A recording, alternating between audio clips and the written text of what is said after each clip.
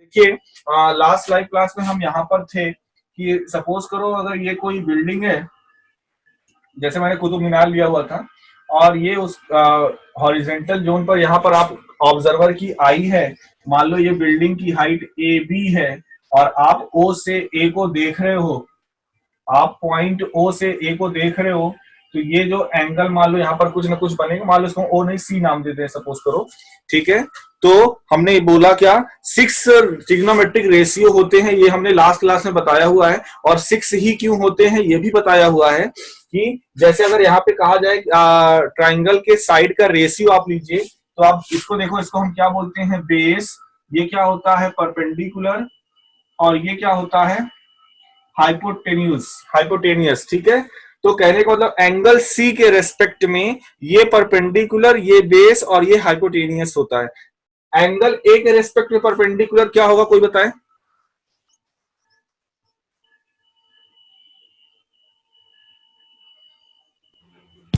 Angle A के respect में BC. Very good. Angle A के रेस्पेक्ट, अगर यहाँ पर तो हम एंगल सी कंसीडर कर रहे हैं, अगर आप एंगल ए लिए होते तो उस समय आपका परपेंडिकुलर हो जाता बीसी और बेस हो जाता ए बी, और हाइपोटेन्यूज में तो कोई चेंज होता नहीं, वो तो वही रहता।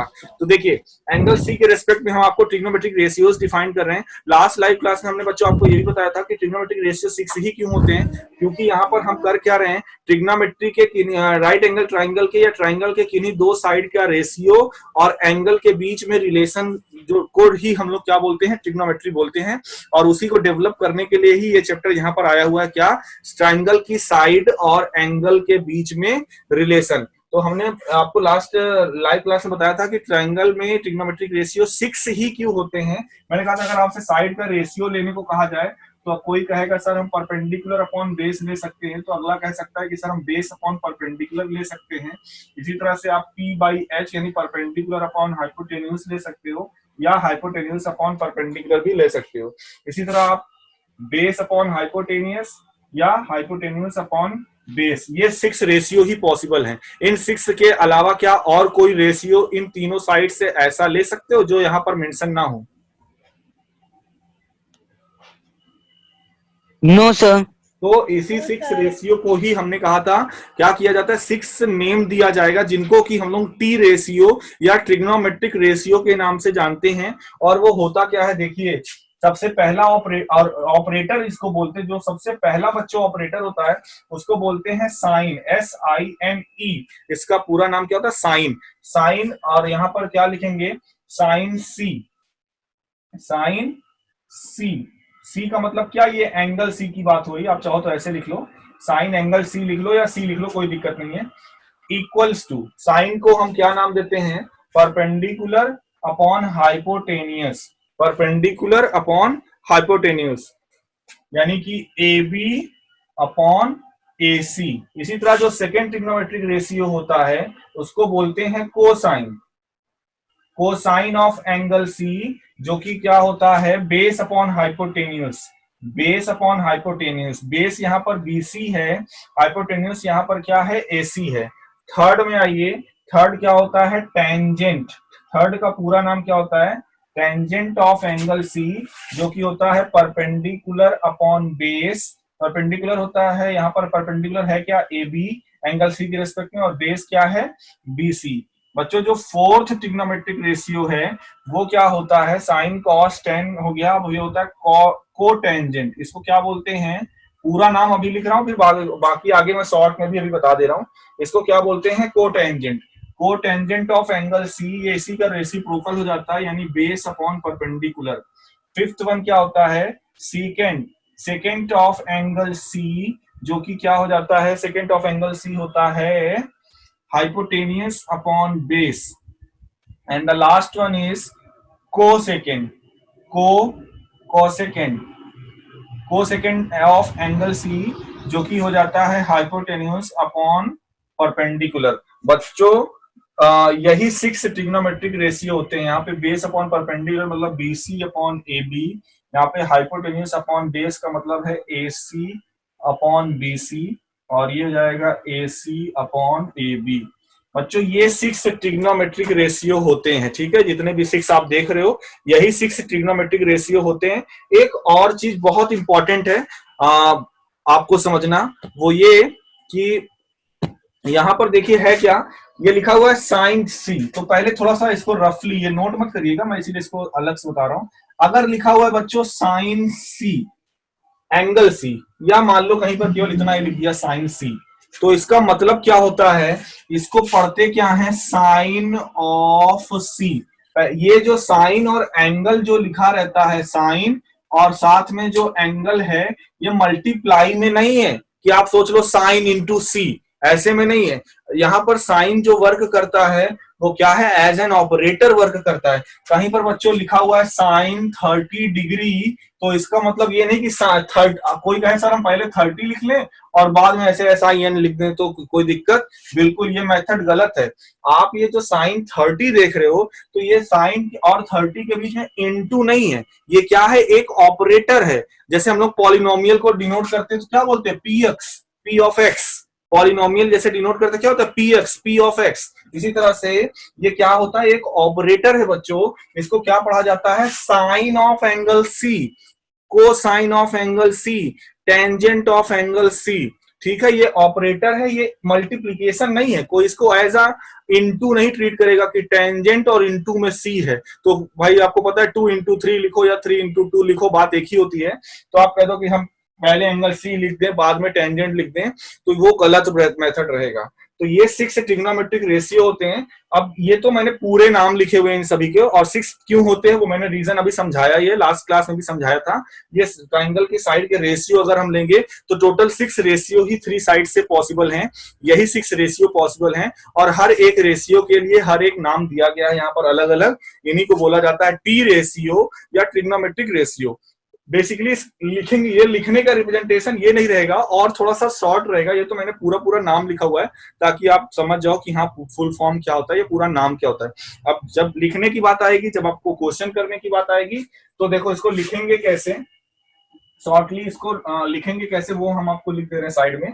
आप दोनों चीज नोट कर लीजिएगा। पहला, जैसे ये साइन ऑफ एंगल सी ऐसे लिखा, तो इसको क्या लिखेंगे, SIN साइन, और जो एंगल की बात हो, देखो अगर यहाँ पे थीटा लिख दिया कोई तो हम यहाँ पे लिख देंगे थीटा। अगर थीटा वगैरह नहीं लिखा हुआ है तो जो यहाँ पर कॉर्नर पॉइंट होगा उसी का नाम लिखते हैं कैपिटल फॉर्म में। तो साइन सी इक्वल्स टू क्या होता है, परपेंडिकुलर अपॉन हाइपोटेन्यूज। दूसरा कॉस सी, कोसाइन को शॉर्ट में क्या लिखेंगे, cos, cos C equals to base upon hypotenuse. Third one is tan, tan of C, ये क्या होता है, परपेंडिकुलर अपॉन बेस। इसी तरह से फोर्थ क्या होता है, कॉट ऑफ सी, इसी का उल्टा, base upon perpendicular. Fifth one क्या है, सेक ऑफ सी, ये क्या होता है, हाइपोटेन्यूज अपॉन बेस। और सिक्स वन होता है कॉसेक ऑफ एंगल सी, ये क्या हो जाता है, हाइपोटेन्यूज अपॉन परपेंडिकुलर। तो बच्चों ये 6 जो मैंने साइड में लिखा, आपको यही याद रखना है, और आप देखोगे क्वेश्चन वगैरह में इसी फॉर्म में लिखा जाएगा। ये इनके पूरे नाम है, और ये शॉर्टली जो हम लोग क्वेश्चन में यूज करेंगे वो नाम है। बाकी आरएचएस में तो वही चीज है जो हमने यहाँ पर आपको समझाया, हर एक रेशियो ही डिफाइन किया जा रहा है। इसको बच्चों इसको आपको सीरियल से याद रखना है, और याद करने का एक ट्रिक है, मैं अभी ट्रिक भी बता रहा हूं कैसे उसको याद रखोगे। लेकिन ये सीरियल आपको याद रखना पड़ेगा, क्या, sign, cos, tan, cot, sec, cosec, ये 6 सीरियल से याद रखो बस, इधर का मत याद रखो चाहे तो, ये अभी हम याद करने का तरीका आपको बता देंगे। लेकिन आपको ये सीरियल से याद रखना है, sign, cos, tan, cot, sec, cosec. ठीक है, तो चाहे आप ये याद रखो या फिर ये याद रखो, लेकिन जब आप क्वेश्चन करोगे तो लिखते टाइम पे आपको बच्चों यही यूज करना है। अब मैं वो ट्रिक भी यहीं पे साइड में बता दे रहा हूं ताकि एक साथ आप स्क्रीनशॉट ले लोगे तो ये सब आ जाएगा। क्या वो ट्रिक है जिससे कि ये आसानी से याद हो, मेरे ख्याल से कुछ बच्चों को शायद पता भी होगा, कोई बताएगा कोई ऐसा ट्रिक, क्योंकि घर में बड़े बुजुर्ग बहुत इसको पसंद करते हैं और ट्रिक अपने हिसाब से बताते रहते हैं कि बेटा इसको ऐसे याद कर लो। कोई लाल बटे कक्का बोलता है तो कोई कुछ और बोलता है। इसको याद करने की ट्रिक किसी के पास है?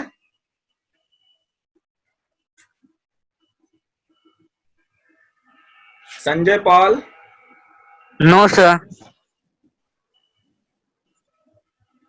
संजय पाल, इसको बताओगे इसको कैसे याद रखा जाए? No sir.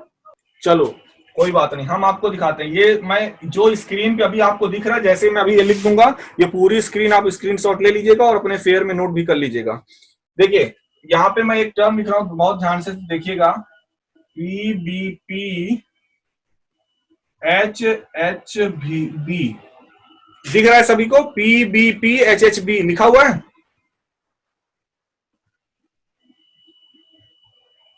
Yes sir. थोड़ी देर के लिए Yes, sir. अनम्यूट चाहे तो कर लो थोड़ा सा, नहीं तो अभी पूछेंगे तो ऐसे आप 2-2 मिनट रिस्पॉन्स दोगे। तो देखिए, तो ये है, अब मैं आपको ट्रिक समझा रहा हूं कि अगर आपको ये याद हो गया तो ये सारे रेशियो याद हो गए। बस आपको शर्त यही है कि ये सीरियल से याद रहना चाहिए, sine cos tan cot sec cosec, ऐसे sine cos tan cot sec cosec, sine cos tan cot sec cosec. अब देखिए कैसे इसको हम याद करवाना चाह रहे हैं। पहली बात तो इसका फुल फॉर्म क्या होता है, इसको बोलेंगे पाकिस्तान भूखा प्यासा, पाकिस्तान भूखा प्यासा और हिंदुस्तान हरा भरा।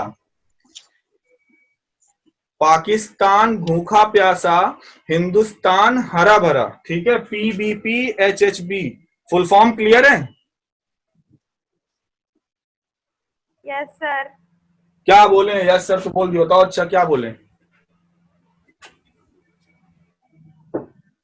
पाकिस्तान भूखा प्यासा, हिंदुस्तान हरा भरा। सही भी है, बात भी तो सही है ना। हकीकत यही है कि पाकिस्तान भूखा प्यासा है और हिंदुस्तान हरा भरा है। तो देखिए अब इसको याद कैसे करना है, चलो ठीक है, याद करने का बताते हैं। देखिए पहला रेशियो जरा आप ध्यान से देखिए क्या लिखा हुआ है यहाँ पे। फर्स्ट रेशियो, ऊपर P है नीचे H है? बोलो। Yes, sir.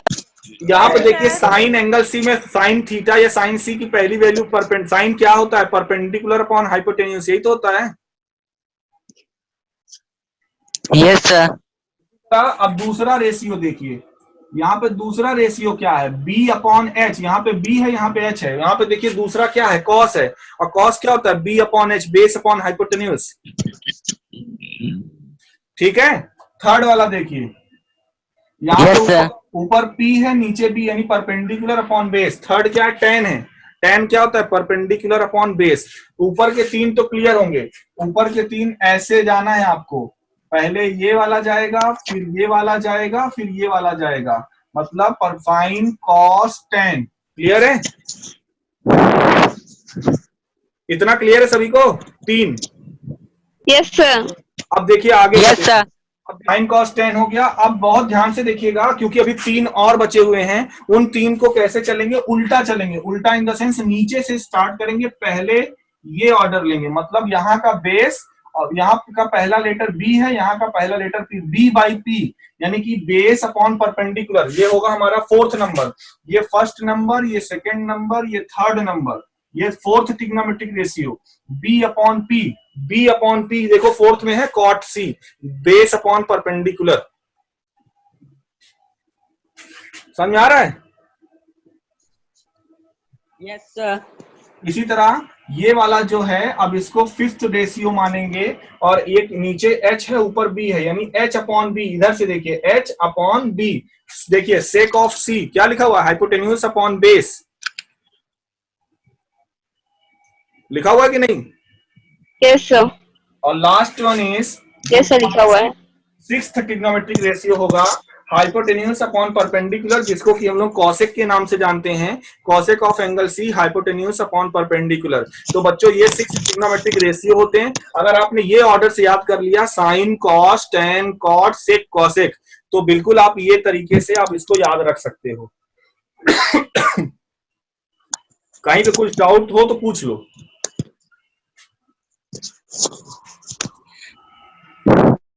सर फिफ्थ और सिक्स्थ रेशियो का नेम। हाँ जी, सर फिफ्थ और सिक्स्थ रेशियो का नेम।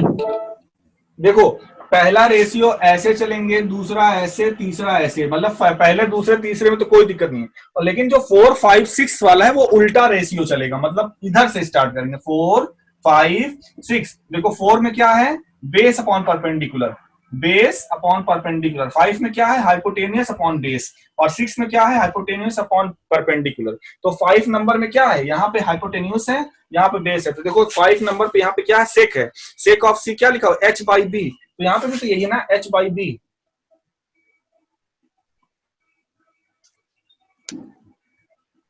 Yes sir. किसी को और कोई डाउट इसमें, कहीं पे भी, जितना अभी तक बताए हैं? No sir. किसी को डाउट हो तो पूछ लो, नहीं तो फिर आगे बढ़े।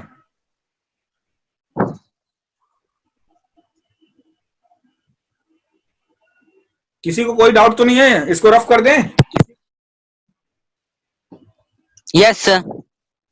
स्क्रीनशॉट ले लीजिएगा, अपना नोट कर लीजिएगा। रफ कर दें? Yes sir. अब देखिए, कुछ इसी से रिलेटेड कुछ फार्मूले हैं जो कि बनेंगे और जो कि यूज भी होंगे आगे चलकर, आपको क्वेश्चंस लगाने में वो मदद करेंगे। तो वो हम आपको बता दे रहे हैं। जैसे अब देखिए, ये 6 ट्रिग्नोमेट्रिक रेशियो हो गए। तो जैसे यहाँ पे कुछ रिलेशन आपको मिलेगा। अच्छा, जरा फर्स्ट और 6 वाले को देखो, कोई रिलेशन है क्या? फर्स्ट वाला है P बाई एच और 6 वाला है H बाई पी। एक दूसरे के रेसिप्रोकल है क्या? Yes sir. Yes sir. तो यानी कि यहाँ पे हमें ये मिला कि साइन, अब यहाँ पे चाहे सी लिखो, थीटा लिखो, या जनरली वैसे हम लोग थीटा यूज करेंगे। अगर सी तो मान लो, क्योंकि पर्टिकुलर ट्राइंगल लिए तो वहां पे ए बी सी लिखे हुए थे, मैंने बोला कि सी तब यूज करेंगे जब यहाँ पर कोई एंगल ना लिखा हो। ये थीटा नहीं लिखा है मान लो, तो यहाँ पे सी यूज करेंगे। लेकिन अगर यहाँ पे एंगल का नाम दे दिया गया थीटा या 30 डिग्री, तो वो हम पर्टिकुलरली वही एंगल यूज करते हैं। तो sine theta into cosec theta equals to क्या होगा, कोई बताए? Sine theta into cosec theta, sine cross multiplication हो जाएगा। हाँ, तो इन दोनों को फर्स्ट नंबर और 6 नंबर मल्टीप्लाई करोगे तो क्या आएगा आरएचएस में? P by H sir 1। By P. 1 sir. Yes, 1 आएगा। इसी तरह सेकेंड वाला देखो, cos theta into sec theta, ये क्या आएगा? कॉस इंटू सेक, इधर से सेकेंड, इधर से फोर्थ, सेकेंड और फिफ्थ, सॉरी सेकेंड और फिफ्थ, ये भी एक दूसरे के रेसिप्रोकल ही है। B by H into H by B क्या आएगा?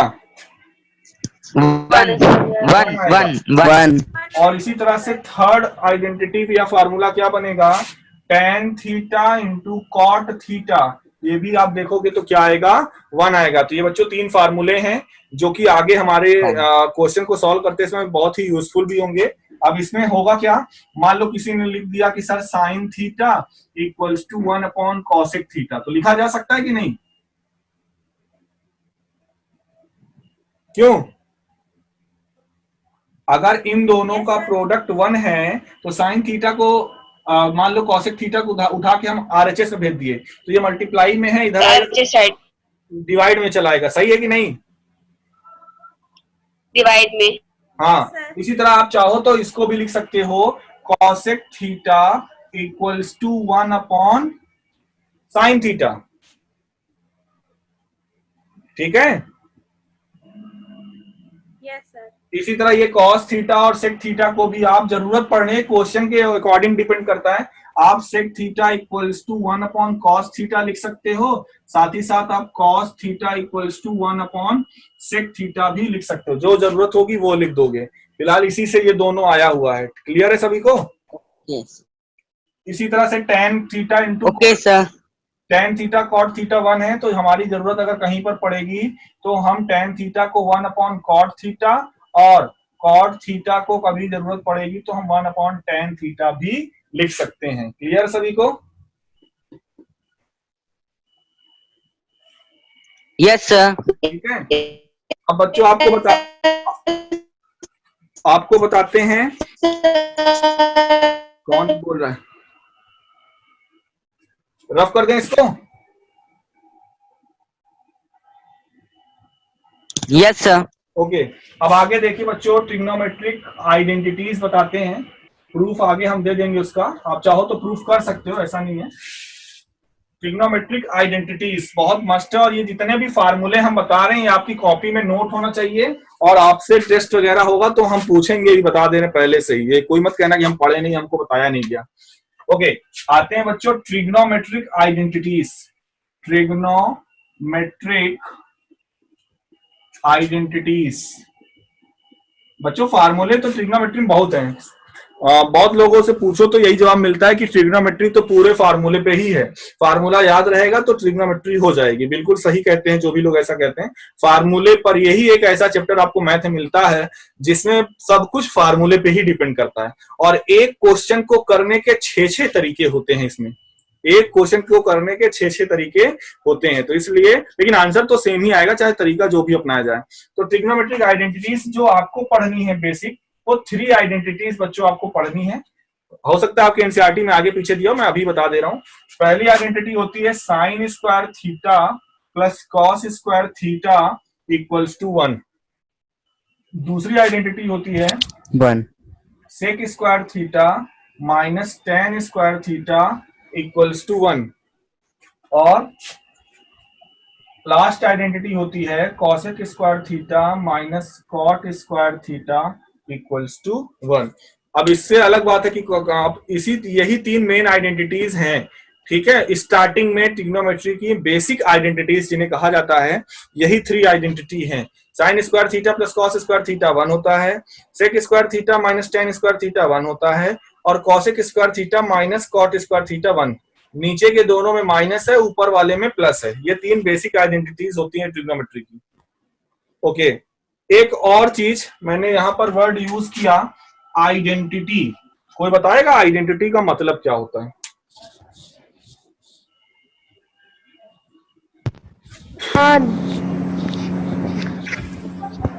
हाँ बोलो। पहचान। क्या? पहचान?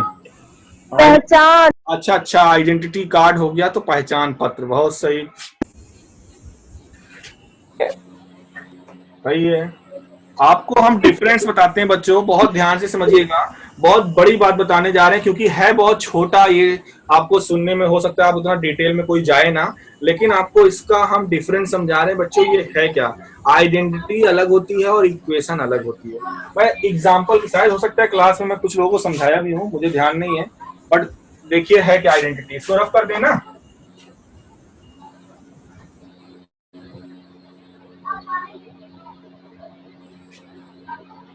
देखिए आइडेंटिटी, देखिए बच्चों 2 चीज होती है, एक होता है आइडेंटिटी और दूसरा होता है जो कि आप जानते हो वो क्या होता है, equation.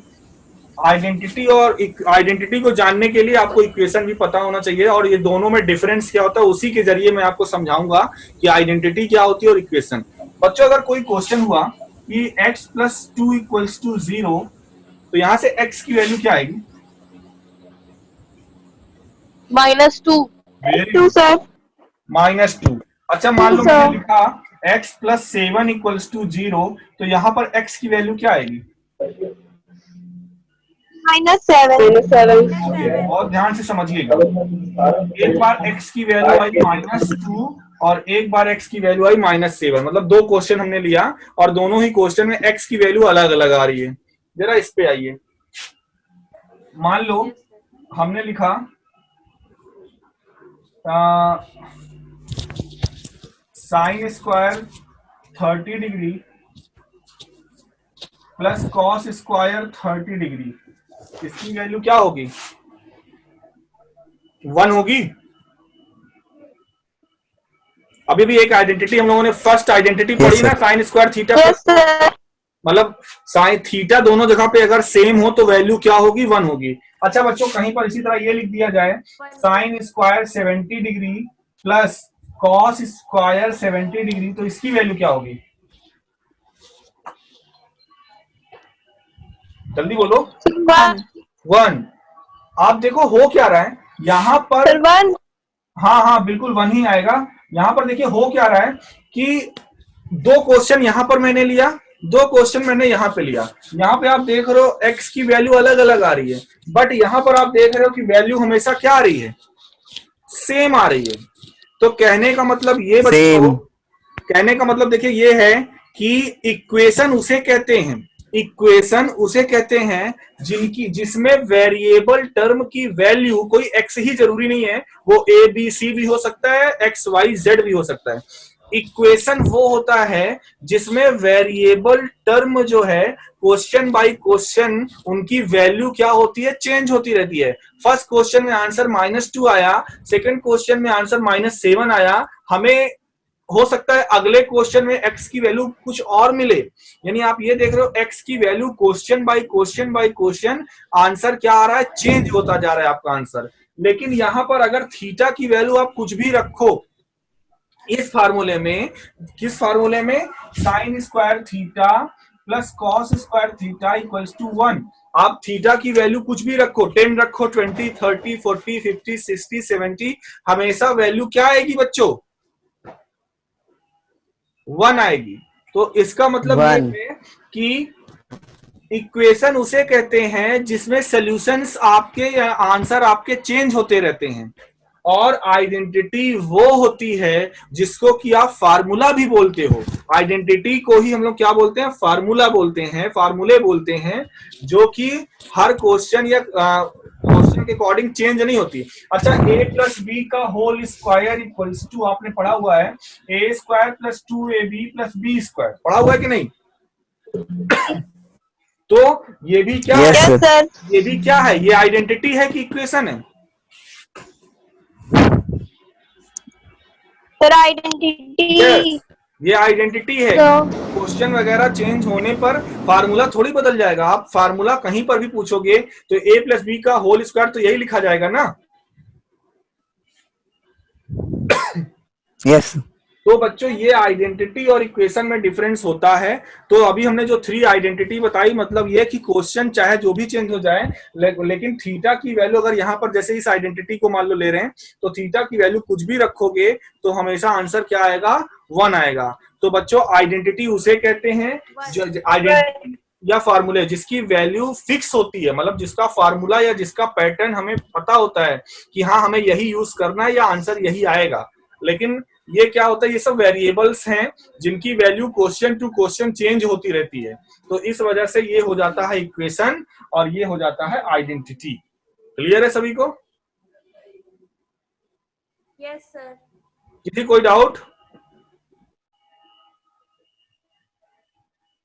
No sir, no sir. Sir अच्छा हाँ बोलो। सर जो आपने फॉर्मूला बताया है, हाँ सर उसमें आपने एंगल सेम, मतलब जो फॉर्मूला बताया है कि एंगल अगर सेम होंगे तो उस RHS 1 आएगा। हाँ सर मतलब इसको डिराइव कर दें इसको। Yes sir. डिराइव कर दे रहे हैं, चलो ठीक है। मैंने कहा भी था कि जो भी 3 आइडेंटिटी मैंने बताई हुई है उसको डिराइव भी कर सकते हैं। चलो अभी छोटा सा ही प्रूफ है, मैं अभी तुरंत डिराइव कर दे रहा हूँ। एक डिराइव कर दे रहा हूँ, बाकी की 2 आइडेंटिटी आप घर पे अपने से डिराइव करना। अभी यही वाला डिस्कस ओके सर। इसी को प्रूफ करते हैं कि sine square theta plus cos square theta equals to 1। देखिए मान लो ये एक राइट एंगल ट्राइंगल है और इस बार ये ए बी सी ये एंगल थीटा है, इसको परपेंडिकुलर बोल दो, ये बेस हो गया, ये आपका हाइपोटेन्यूस हो गया। हमें ये प्रूफ करना है कि sine square theta plus cos square theta 1 होगा। तो प्रूफ देखिए, प्रूफ LHS ले लीजिए बच्चों। LHS क्या है, sine square theta plus cos square theta. इसको सॉल्व करके हमें क्या लाना है बच्चों, 1 लाना है। तो साइन थीटा, अच्छा जरा आप फार्मूला वगैरह अगर रिकॉल करिए जो भी अभी हमने बताया। साइन थीटा आप ध्यान से देखिए, फार्मूले में साइन थीटा होता है परपेंडिकुलर अपॉन हाइपोटेन्यूस, होता है कि नहीं? Yes sir. तो यहाँ पे देखिए लिख दीजिए P/H परपेंडिकुलर अपॉन हाइपोटेन्यूस। अब क्योंकि ये साइन स्क्वायर थीटा है तो यहाँ पर भी क्या लगा दीजिए, स्क्वायर लगा दीजिए, प्लस कॉस थीटा क्या होता है कोई बताए, जो भी हमने बताया ट्रिग्नोमेट्रिक रेशियो। कॉस थीटा क्या होता है बताओ? H/P। हाँ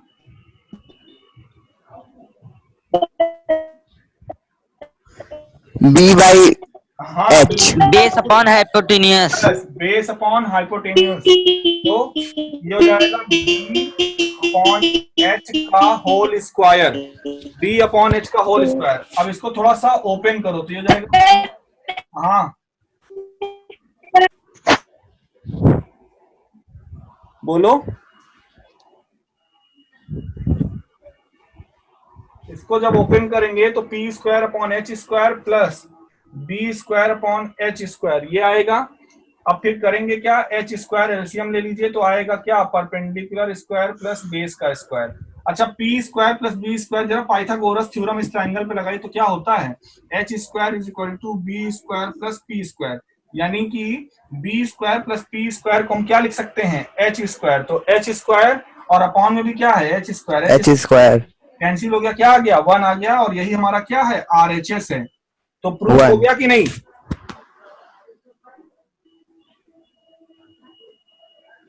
यस सर। Yes sir. किसी को कोई डाउट? No sir. तो ये हमने एक आइडेंटिटी का प्रूफ दिया है, बाकी की दो आइडेंटिटी यानी कि sec square theta minus tan square theta equals to 1 और cosec square theta minus cot square theta equals to 1, उसको भी यही ट्रिग्नोमेट्रिक रेशियो यूज करके आप प्रूफ कर सकते, कर लेना अपनी अपनी कॉपी में, एलएचएस लेकर चलना और आरएचएस हमेशा 1 ही आएगा, आप देखोगे तो।